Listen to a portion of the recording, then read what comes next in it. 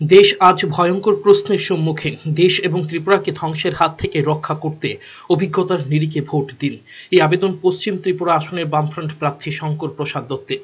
রবিবার সকাল থেকে বিভিন্ন স্থানে প্রচার শুরু করেন বাম প্রার্থী। লেকচমুনির বাজার, অভয়নগর বাজারে প্রচার করেন তিনি। ভালো সাড়া পেয়েছেন দোকানীদের। বিকেলে হরিজন কলোনি নাট মন্দিরে আয়োজিত হয় নির্বাচনী সভা। সভায় বক্তব্য রাখতে গিয়ে কেন্দ্র ও রাজ্যের প্রসঙ্গ টেনে বলেন, নির্বাচনী বৈতরণী পার হতে বিজেপি বহু লোভনীয় প্রতিশ্রুতি দিয়েছিল।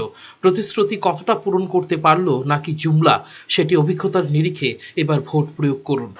সরকারের সময় মারা যাচ্ছিলেন, ফসলের লাভজনক দর না পেয়ে উপোস দিয়ে মারা যাচ্ছিলেন, আত্মহত্যা করতে বাধ্য হচ্ছিলেন, কেউ কেউ ফাঁসিতে ঝুলছিলেন, কেউ কেউ ফলিডল খেয়ে মারা যাচ্ছিলেন।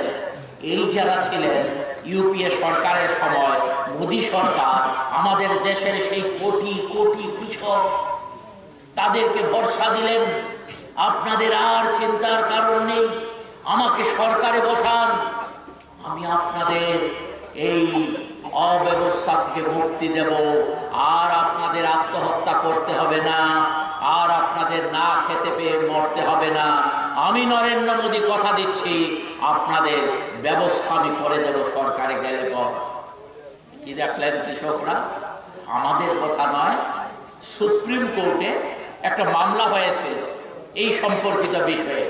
সেই সুপ্রিম কোর্টে এফিডেভিট দিয়ে, অর্থাৎ হলফনামা দিয়ে কেন্দ্রের সরকার বলেছে 15 সালে 12,000, 16 সালে 12,000 কৃষক হয় আত্মহত্যা করেছেন, না হয় না খেতে পেয়ে মারা গেছেন।